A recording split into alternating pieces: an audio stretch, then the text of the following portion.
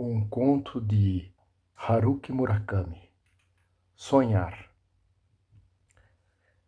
Ai, já faz 17 dias que eu não consigo dormir. Eu não estou falando de insônia, eu sei alguma coisa sobre insônia. Quando eu estava na universidade, eu sofri algo parecido.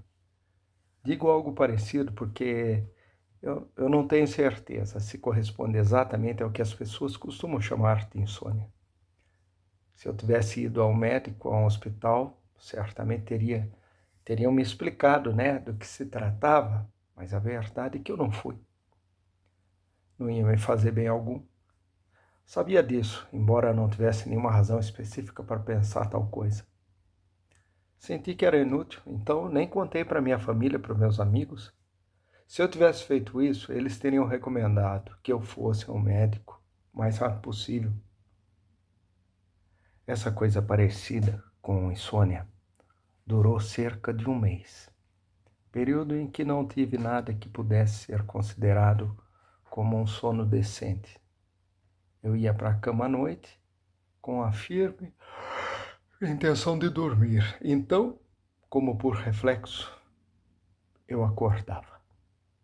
Quanto mais eu tentava, ficava pior. Eu tentei de tudo, tentei álcool, tentei pílulas, não tive resultado nenhum. Quando já estava quase amanhecendo, eu cochilei um pouco, mas não era um sonho de verdade. No máximo tive a impressão de acariciá-lo com a ponta dos dedos. Minha consciência ainda estava desperta e eu me vi no outro extremo da sala, separado por uma divisória fina. Meu corpo flutuava na fraca luz da manhã, mas eu ainda conseguia sentir claramente minha respiração. O meu eu era um corpo lutando para dormir, dominado por uma consciência em constante alerta. Esse tipo de sono leve durava o dia todo.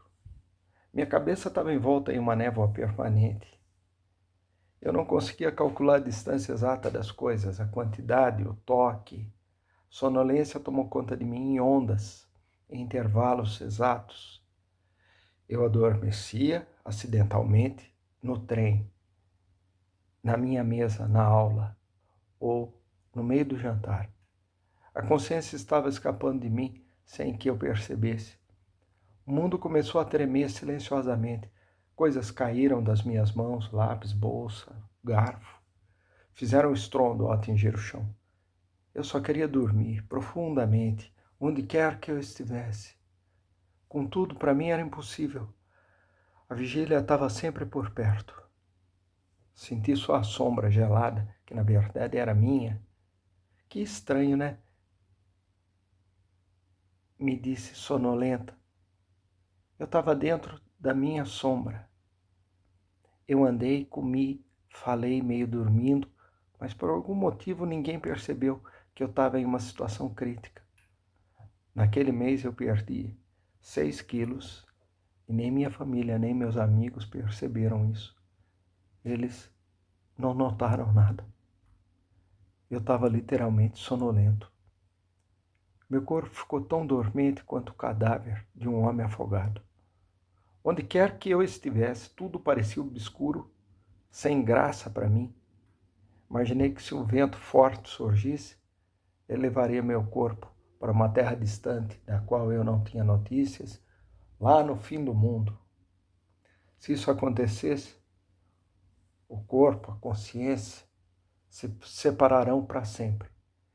Eu queria me agarrar firmemente a alguma coisa, mas não havia nada em que se pudesse agarrar. A noite caiu e a vigília intensa retornou, diante da qual me senti impotente, como se estivesse preso em um núcleo, preso por uma força enorme. Só consegui ficar acordado docilmente até o amanhecer. Nas horas mais escuras da noite, eu estava acordado. Não conseguia pensar em nada. Eu só ouvia o som dos ponteiros do relógio marcando a passagem do tempo. Tic-tac, tic-tac. A noite ficou cada vez mais escura Em certo momento, começou a clarear. E um dia, sem aviso, tudo acabou. Não houve presságio nem nada que eu anunciasse. Acabou. Enquanto tomava café da manhã na mesa da cozinha, fui tomado por um sonho maior que quase me deixou inconsciente. Levantei-me sem dizer nada. Talvez eu tenha derrubado alguma coisa da mesa sem querer.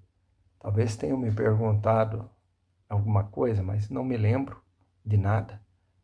Fui encabaleando para o meu quarto, deitei na cama, sem me tocar, sem me trocar, e dormi por 27 horas seguidas. Minha mãe ficou muito preocupada.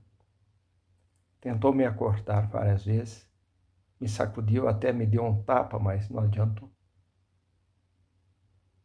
Eu não reagia. Durante essas 27 horas, eu não acordei em um único momento. E quando eu finalmente acordei, estava o mesmo de sempre, o mesmo de antes, talvez. Não sei o que curou minha insônia. Isso é um mistério. Parecia uma nuvem negra ameaçadora, trazida de muito longe pelo vento. Estava cheio de coisas sinistras que eu desconhecia. Ninguém sabia de onde vinha ou para onde ia, mas lá estava ela, bloqueando o céu acima da minha cabeça, e um dia desapareceu. De qualquer forma, isso tem pouco a ver com o que está acontecendo comigo agora. Tudo é diferente. A única semelhança é que eu não consigo dormir um único momento. Fora isso, o resto é normal. Sinto-me bem, não estou com sono, minha consciência está limpa e equilibrada. Talvez mais clara ainda que o normal. Meu corpo não mostra nenhum sinal disso. Sinto fome, não estou cansado, não tenho problemas na minha vida diária. A única coisa que acontece é que eu não consigo dormir. Nem meu marido, nem meu filho notaram nada. Eu também não mencionei isso. Não quero que me peçam para ir ao médico. Eu sei perfeitamente que não seria de nenhuma utilidade. Eu sei. Não é o tipo de doença que se pode ser resolvida com alguns comprimidos. É algo que eu tenho que resolver sozinho. E é por isso que eles não suspeitam de nada. Na superfície, minha vida continua como sempre, pacífica, rotineira. Depois de me despedir do meu marido e do meu filho pela manhã, vou às compras do meu carro. Meu marido é dentista. Seu escritório fica a 10 minutos de carro de casa. A parceira dele é colega de faculdade e eles têm condições de contratar uma recepcionista e um técnico em prótese dentária. Quando um está muito ocupado com o trabalho, o outro dá uma mãozinha. São bons profissionais, embora o consultório esteja aberto lá há 5 anos e eles não tenham nenhum contato ou algo do tipo, estão indo muito bem, quase bom demais.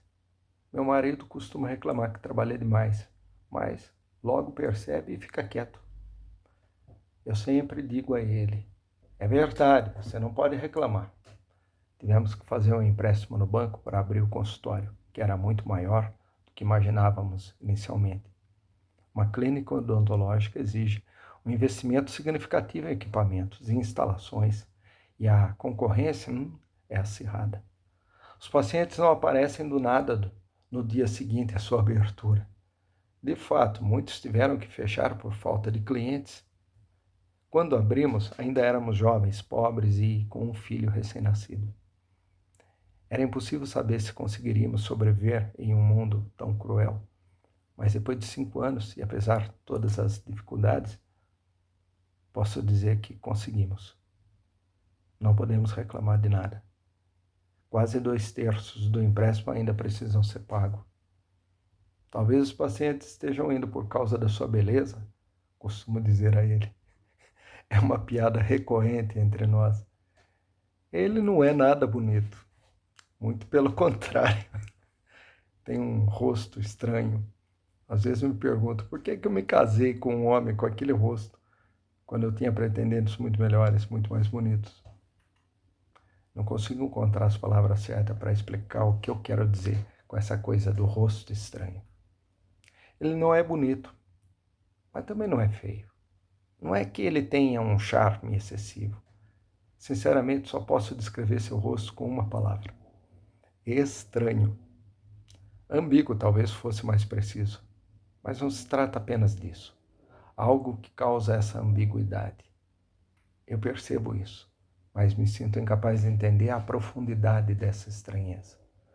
Uma vez tentei desenhar o rosto dele. Foi inútil.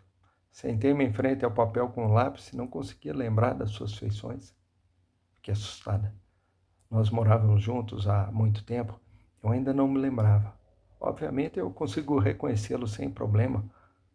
Até tenho uma imagem dele na cabeça, mas se for para desenhá-la, não tem nada que você possa fazer. É como bater numa parede invisível. Só lembro que o rosto dele é estranho. Isso me preocupa.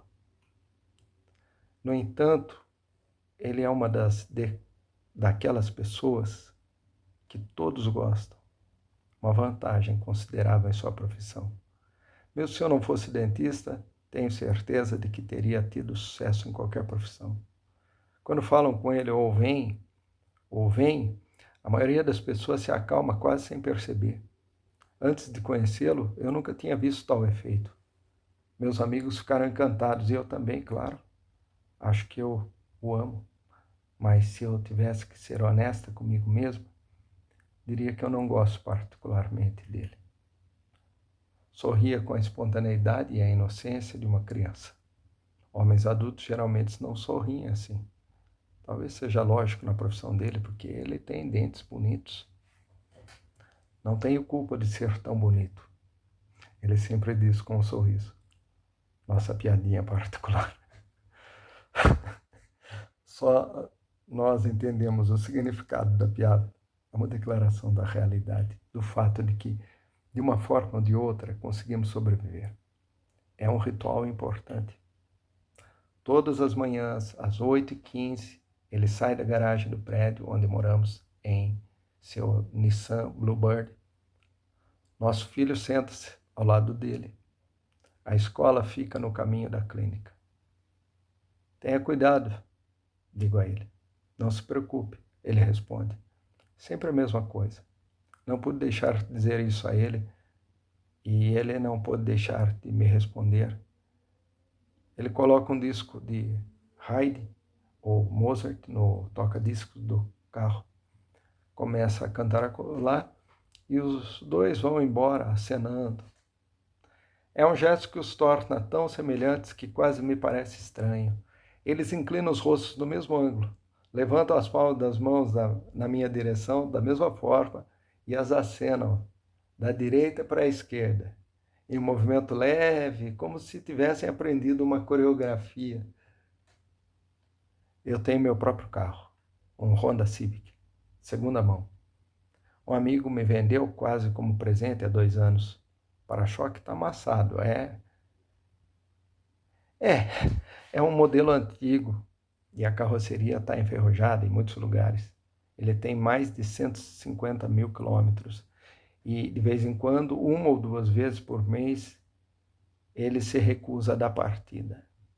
Não importa o quanto você gire a chave da ignição, o motor não responde. Mas não há necessidade de levá-lo à oficina. Eu o mimo um pouco, deixo descansar por 10 minutos e então o motor ruge e começa a andar. O que vamos fazer?